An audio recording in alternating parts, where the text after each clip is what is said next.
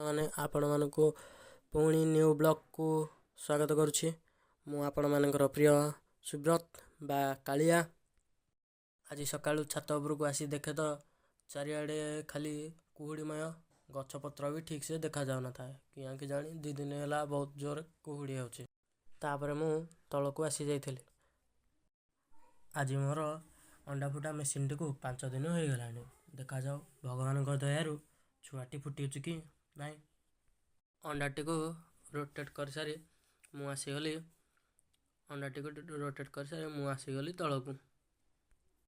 ତଳକୁ ଯାଇ ଦେଖେ ତ ଚୁଲିରେ କୁଣ୍ଡା ହାଣ୍ଡିଟିଏ ବସିଛି। ତା ପାଖରେ ମୋ ସାନ ଭାଇ ହଗୁରି ବିଲେଇ ପରି ଜାକାଜୁକି ହୋଇକରି ବଇଛି। ତାପରେ ମୋ ପେଟରେ ମୂଷା ଦୌଡ଼ିଲେଣି। ମୁଁ ଚାଲିଲି ସିଧା ଖାଇବା ପାଇଁ। ଆଜି ଖାଇବାରେ ମୁଢ଼ି ଗୁଣ୍ଡ ଆଉ ଚିନି ଖାଇଲା ବେଳେ ଦେଖିଲି କି ମୋ ମା' ବସି ଅଗଣା ଲିପୁଥାଏ। ତାକୁ ଯେତେ ଡାକିଲି କିଆଁ ସେ ଶୁଣନ୍ତା। ଟିକେ ମୁଣ୍ଡଟିକୁ ଉପରକୁ କରିଦେଇ ପୁଣି ତା କାମରେ ସେ ଲାଗିଗଲା। ତାପରେ ଆମେ ଦୁଇ ଭାଇ ଆସିଗଲୁ ପାଠ ପଢ଼ିବା ପାଇଁ। ପଢ଼ି ସାରିବା ପରେ ସବୁଦିନ ପରି ପାରାମାନଙ୍କୁ ଉଡ଼ାଇବା ପାଇଁ ଚାଲି ଆସିଥିଲୁ ଛାତ ଉପରକୁ। ଆସି ଦେଖୁ ତ ଟାଇମ୍ ଆସି 9ଟା ହେଲାଣି। ସୂର୍ଯ୍ୟଙ୍କର ଦେଖା ଦର୍ଶନ ନାହିଁ। ତାପରେ ଚାଲି ଯାଇଥିଲୁ ଆମେ ପାରାମାନଙ୍କୁ ଫିଟାଇବା ପାଇଁ। ପାରାମାନଙ୍କର ଏବେ ଖାଇବାକୁ ଦେଇ ସାରିଲି। ଏବେ ଯାଉଛି ତଳ ଆଡ଼େ ଆପଣମାନଙ୍କୁ କିଛି ନୂଆ ମେମ୍ବରମାନଙ୍କ ସହିତ ଦେଖା କରିବା ପାଇଁ। ଆସନ୍ତୁ ଯିବା ଦେଖିବା। ୟା ନାଁ ହେଉଛି ପାର।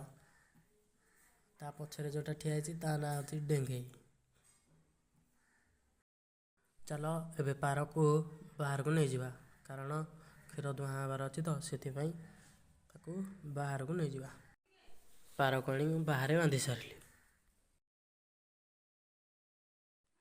ୟା ନାଁ ହେଉଛି ବଳିଆ। ଇଏ ହେଉଛି ପାରର ଛୁଆ।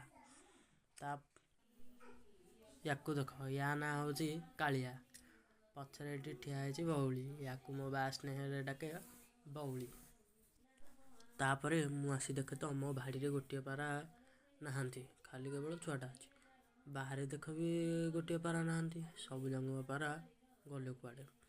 ଖୋଜାଖୋଜି କରିବା ଭିତରେ ସବୁଯାକ ପାରା ଯାଇ ବସିଛନ୍ତି ସେପଟ ଛାତରେ।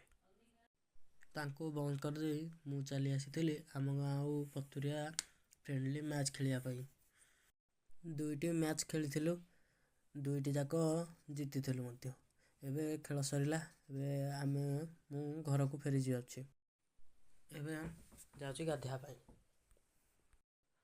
ଗାଧୋଇ ସାରି ଆସିଲି। ଚାଲ ଯିବା ଘରେ ଏବେ କ'ଣ ରନ୍ଧା ହୋଇଛି ଖାଇବା ପାଇଁ। ଆମର ଆଜି ଭାତ, ମିଲ୍କ ବଳି ଝୋଳ, ଆଳୁ ଭଜା, ଧନିଆ ଚଟଣି ହୋଇଥିଲା। ଖାଇସାରିବା ପରେ ଆମେ ଫଟଫଟିଟି ଧରି ବାହାରି ପଡ଼ିଲୁ ସିଧାମଳା ଖେଳ ଦେଖି ଯିବା ପାଇଁ। କିନ୍ତୁ ଦେଖିଲା ବେଳକୁ ଫଟଫଟିଟିରେ ତେଲ ନାହିଁ। ପୁଣି 55 ଟଙ୍କାର ତେଲ ପକାଇ ବାହାରି ପଡ଼ିଲୁ ମୋ ସାଙ୍ଗକୁ ଆଣିବା ପାଇଁ। ଏବେ ଯାଉଛୁ ଆମେ ଅକୁରାନ୍ଧ ମୋ ସାଙ୍ଗକୁ ଆଣିବା ପାଇଁ। ଚାଲ ଯିବା। କିଛି ସମୟ ଠିଆ ହେବା ପରେ ମୋ ସାଙ୍ଗ ମାରାଥନ୍ ଦୌଡ଼ିଲା ପରି ଦୌଡ଼ି ଆସିଥିଲା। ତାପରେ ଆମେ ପହଞ୍ଚି ଯାଇଥିଲୁ ପ୍ରିୟାନ୍ସିସ୍ ମେମୋରିଆଲ କ୍ରିକେଟ ଟୁର୍ଣ୍ଣାମେଣ୍ଟରେ।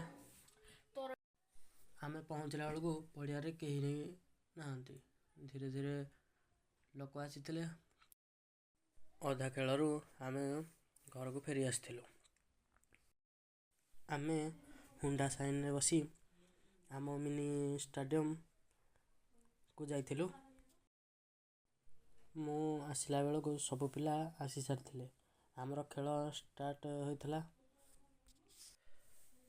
ଫାଷ୍ଟ ଆମର ବୋଲିଂ କରିଥିଲୁ। କାଲି ପରି ଆଜି ମଧ୍ୟ 2ଟାଙ୍କ ମ୍ୟାଚ୍ ହାରି ଯାଇଥିଲୁ। ଏବେ ଯାଉଛି, ଚାଲ ଯିବା ଘରକୁ। ଆଜି ହେଉଥିଲା ଆମ ଗାଁରେ ଅଗିପଡ଼ା। ମୁଁ ଗଲାବେଳକୁ ଅଗିପଡ଼ା ଷ୍ଟାର୍ଟ ହୋଇଗଲାଣି। ତାପରେ ଅଗିପଡ଼ା ଦେଖିଲୁ। ଏବେ ଆମର ଅଗିପଡ଼ା ସରିଲା। ଏବେ ନଡ଼ିଆ ଭୋଗ ଖାଇ ଘରକୁ ଫେରିବା। ମୋର ମିନି ବ୍ଲଗ୍ଟିକୁ ଆଜି ଏଇଠି ଶେଷ କରୁଛି। ପୁଣି ଦେଖା ହେବ ନେକ୍ସଟ ବ୍ଲଗ୍ରେ। ଏଇଠି ରହୁଛି।